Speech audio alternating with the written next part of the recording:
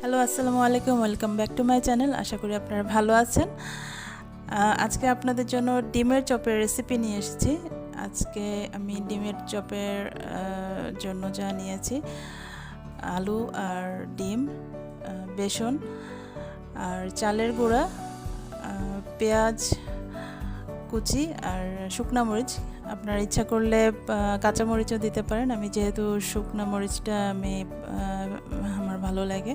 আর এখানে food colour অথবা জর্দার রং আর হচ্ছে বেকিং সোডা একটু, আর অল্প পরিমাণে বেকিং পাউডার। তো আমি আলু আর ডিমটা বয়েল করতে দিয়ে দিয়েছি। আমার অলরেডি আলু বয়েল হয়ে গিয়েছে। আমি আলুটা ভালো করে ম্যাশ করে নেব, তো আমি এটা ইউজ করছি।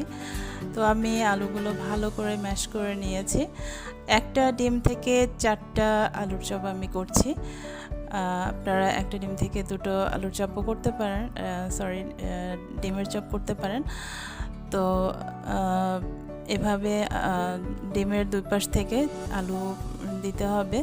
এরপরে ভালোভাবে ডিমের চপটা দুই হাতে ভালো করে একটা শেপ করতে হবে। তো আমি একটা ডিম গুলিয়ে নিচ্ছি।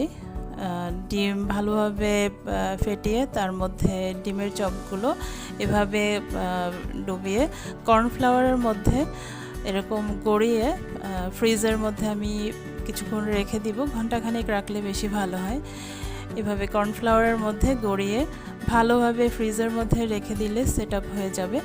তো আমি ফ্রিজ থেকে বের করে নিয়েছি, যেহেতু এখন ইফতারের টাইম হয়ে গিয়েছে। ইফতারের আগে আমি ভেজে নিচ্ছি।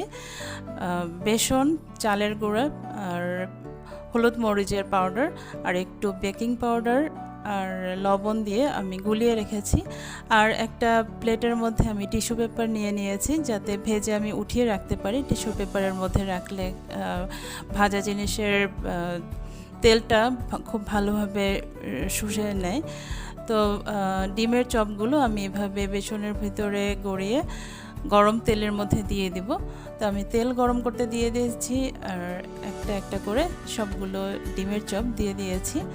তো এভাবে এক পাশে ভাজা হয়ে গেলে অপর পাশে উল্টিয়ে ভেজে নিতে হবে। তো আমার অলরেডি সবগুলো ভাজা হয়ে গিয়েছে। তো আমি নামিয়ে নিয়েছি। খুবই মজাদার আর ক্রিসপি ডিমের চপ, সাথে আলুর চপ। তো আমি আজকে এখানে ভিডিও শেষ করছি। আপনারা সবাই ভালো থাকবেন আর আমার জন্য দোয়া করবেন। আল্লাহ হাফেজ।